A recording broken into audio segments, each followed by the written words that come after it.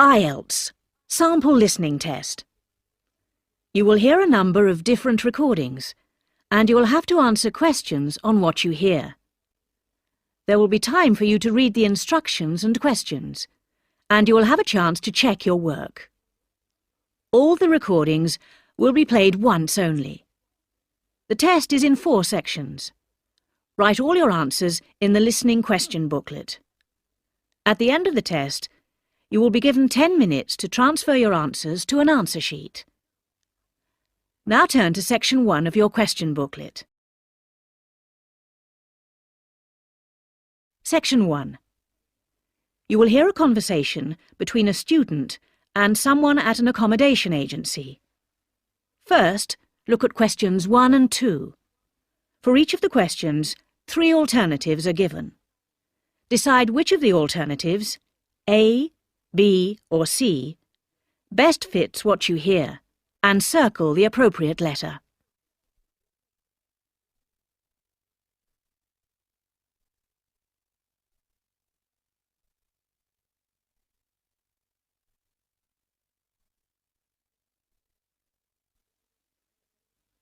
You will see that there is an example which has been done for you.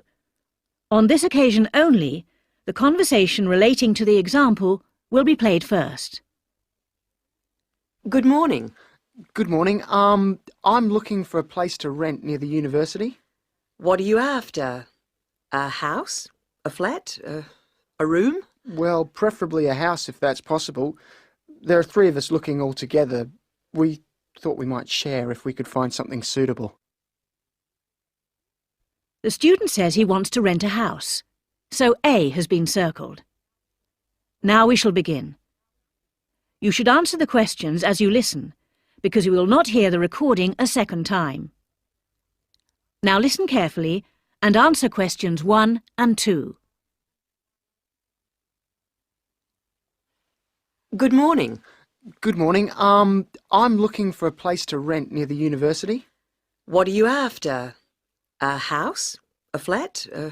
A room? Well, preferably a house if that's possible. There are 3 of us looking all together. We thought we might share if we could find something suitable. So, something near the university? Yes, if that's at all possible. We're all students, so it'd be good if we could find something within walking distance of the campus. None of us has a car and we don't want to have to take public transport. Yeah, well, everybody wants that, of course. Yeah, I suppose they do. Are you in your first year? No, I've been here a year already. Last year we all lived in a hall of residence. That was really great. Even the food wasn't too bad. We had a lot of fun there, but in the second year they kick you out into the real world. You now have a short time to look at questions 3 to 10.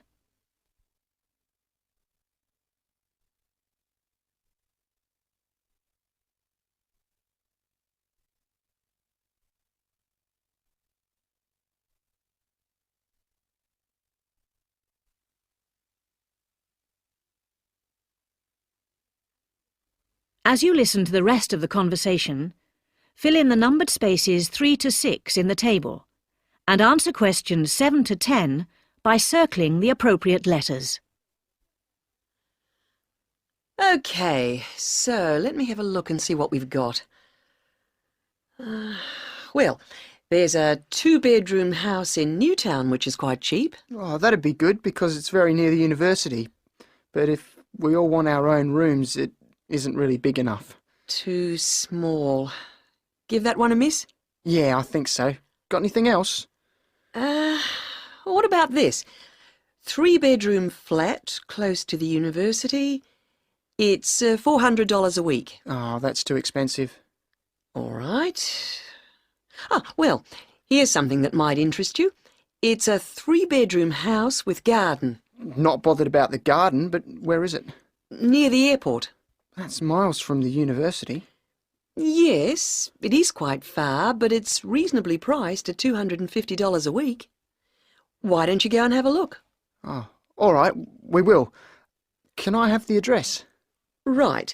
Well, it's at 14A Station Road, Botany. Is anyone living there at the moment?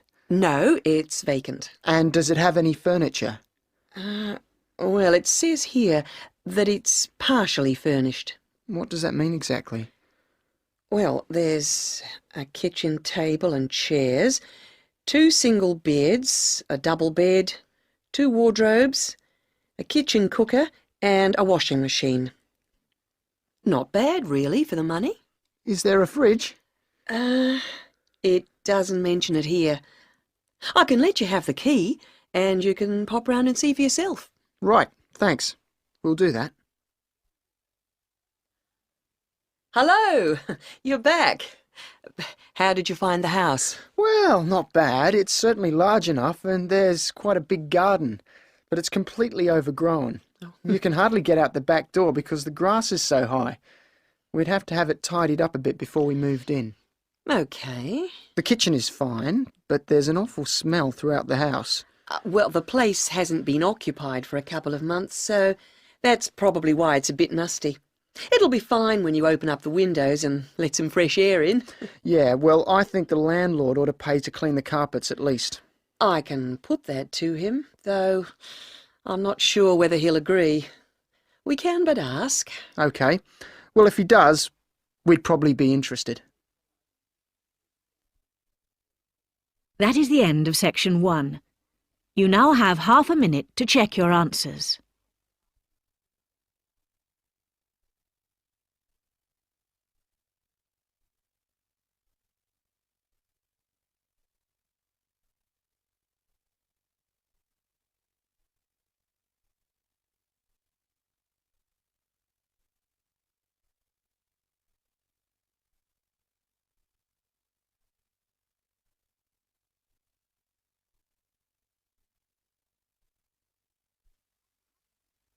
Now turn to section 2. Section 2. You will hear an extract from a radio programme. First, you have some time to look at questions 11 to 14.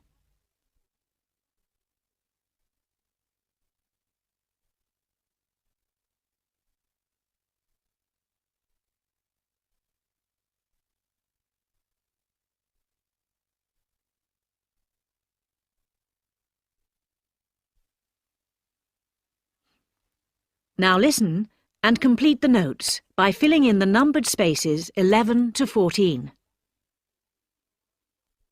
Hello and welcome to Cooking Capers, and this week we're looking at that most versatile and aromatic of plants, a fairly recent addition to the list of Australian agricultural produce, but nevertheless a great favourite today, ginger.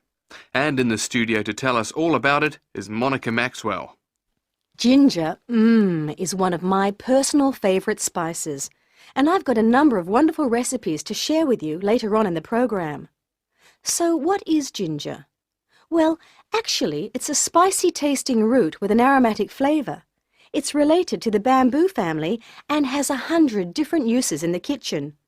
The Chinese have cultivated it for years, particularly to use in medicine, though you're probably more familiar with its culinary uses. But first, let's take a brief look at its history before we look at how it can be used, because it's had a very interesting history. Ginger originated in the southern provinces of China and in India, where it had been used in medicines and food preparation for over 5,000 years. The early traders who came upon the plant took it to many parts of the world, such as Nigeria, the West Indies, Central America, East Africa, and even Indonesia. Ginger became extremely popular because of its exotic aromatic properties, and was highly valued by spice traders in the 17th and 18th centuries because they were able to sell it back in Europe for a very good price. Although Australia is now the largest producer of ginger in the world, it wasn't grown in Australia until the early 20th century. Now look at questions 15 to 20.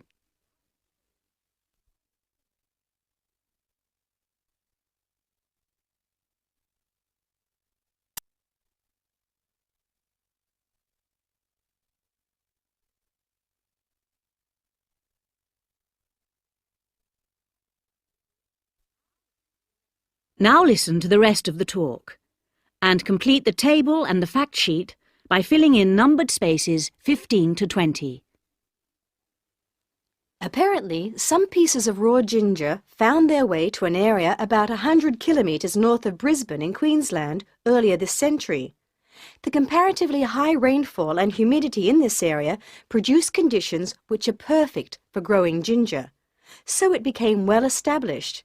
But in the early days, the relatively high cost of production placed it at a disadvantage in the market by comparison with the much cheaper ginger produced by other countries with lower production costs. Then, in 1941, the supply of ginger to Australia started to run out. Remember, this was in the middle of the Second World War, when everything was in short supply. This provided the perfect opportunity for the Queensland growers to expand their production and sales. 5 local farmers got together and formed a cooperative association in a place called Buderim. They started with only £25 between them. That was in the days when Australian currency was pounds, not dollars. So they set up the company with 2 wooden vats and 14 tons of raw ginger.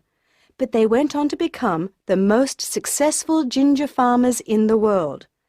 In fact, nearly all the world's ginger now comes from the Buderim Ginger Factory in Queensland. 40% of the production is used in Australia, and the remaining 60% is exported overseas to places like Europe, North America, South Africa, and even to Asia, where it originated in the first place. So now let's move on to looking at ways of using ginger in the kitchen. That is the end of section 2. You now have half a minute to check your answers.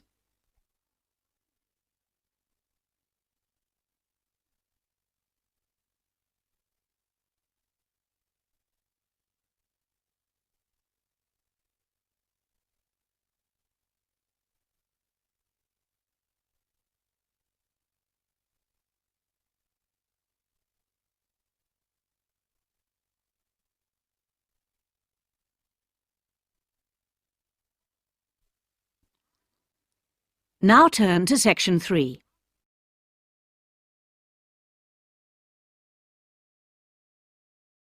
Section 3. In this section, you will hear a radio interview with a scientist, Dr. Clark, on the subject of global warming. First, look at questions 21 to 25.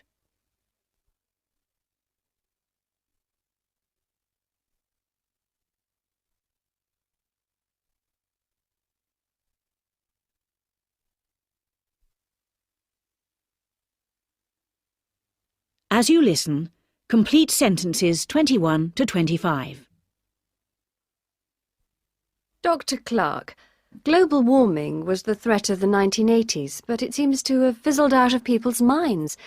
Why do you think that is? Yes, in a way, you're right. I think scientists have become occupied with the task of trying to find out whether it really is happening, and if so, whether it's caused by human activity. A greenhouse effect is, after all, a natural phenomenon. Yes. As we know, naturally occurring gases float above us, acting as insulators that prevent heat being radiated into space. And the fear is that the insulation might get thicker. Yes, and because of this, the Earth might get warmer. The latest prediction we've heard is that temperature will increase by about 1/3 of a degree every 10 years. What are your feelings? Well, this prediction is difficult to make. You see, the global climate is the result of a web of influences. Who is to say that a simple action such as adding carbon dioxide to the atmosphere will not have several effects which might even cancel each other out? And I understand that the prediction is hard to verify, whatever. Precisely. Why is that? Because the Earth's temperature surges and subsides naturally. In fact, the best way of detecting global temperature change is to measure the temperature of the oceans as accurately as possible. And this avoids the sort of seasonal fluctuations of the temperature of landmass. Yes. In fact, an understanding of the oceans is crucial to understanding how the global climate works. The ocean transports heat around the globe. It's like a great reservoir of heat. A tiny change in sea surface temperature denotes a huge change in the amount of heat it is storing. Now look at questions 26 to 30.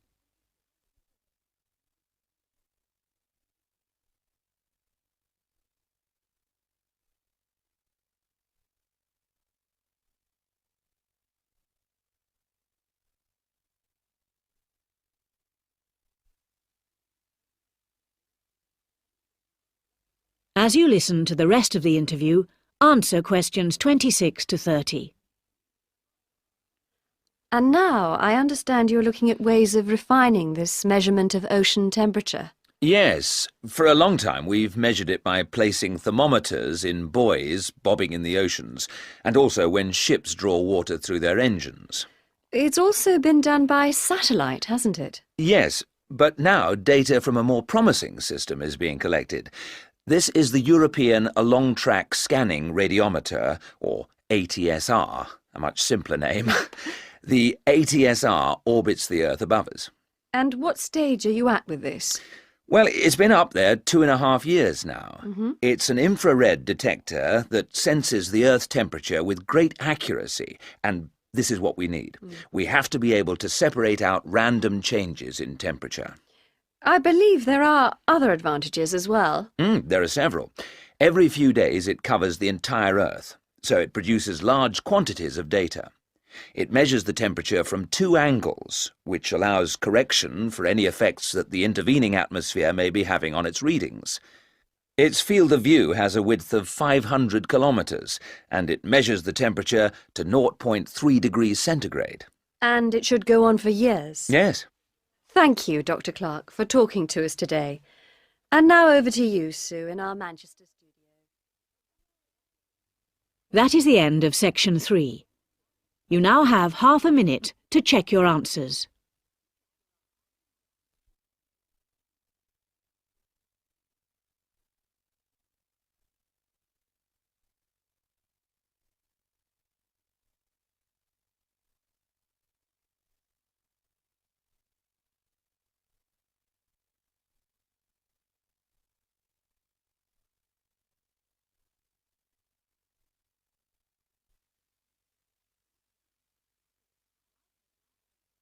Now turn to section 4. Section 4. You're going to hear a talk about an animal conservation course. First look at questions 31 to 40.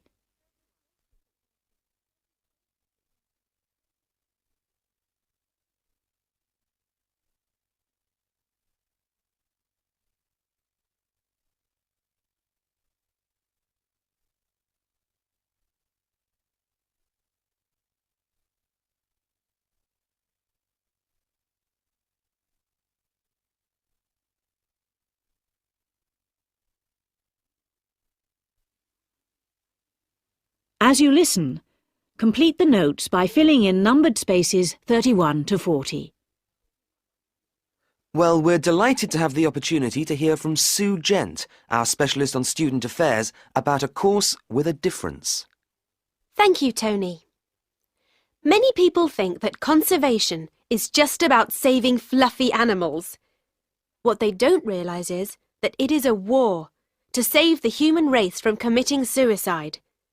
Strong words, but this was the belief of the famous conservationist Gerald Durrell.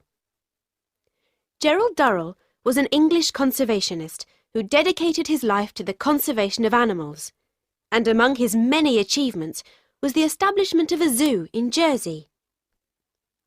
There, he set up the Wildlife Preservation Trust, which conducts courses on preservation and attracts students from developing countries.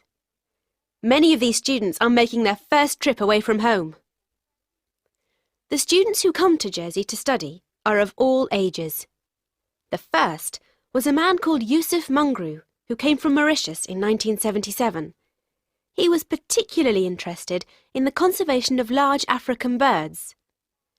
When he arrived, there were only 4 Mauritius falcons, these are big birds of prey, left in his African homeland.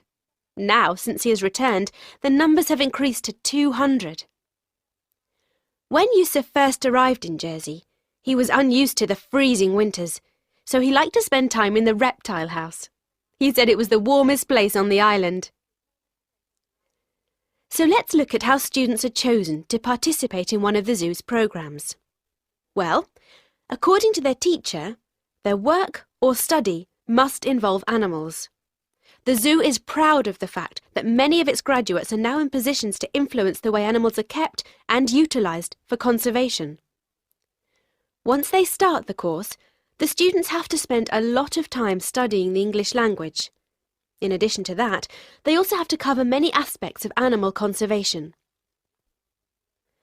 This year, 27 students from 21 different countries are already waiting to participate in the intensive training programs at the zoo. In a Principles and Practice course, they learn both theory and practice.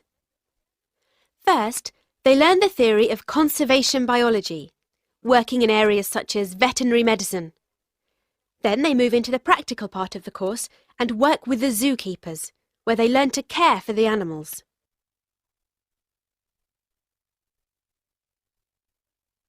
Over 350 full-time students have graduated since Yusuf Mungru, and, like him, some graduates have made big names for themselves in the zoo and conservation world. A former Chinese student is now responsible for captive breeding and conservation throughout his country, and a student from Mauritius who trained at the zoo is the present conservation officer for Mauritius.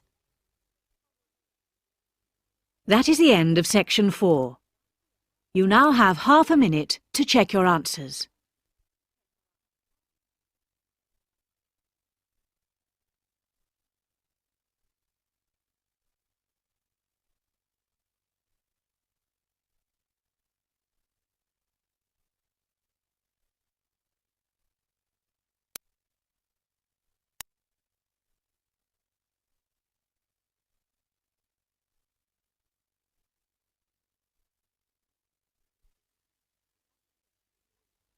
That is the end of the listening test.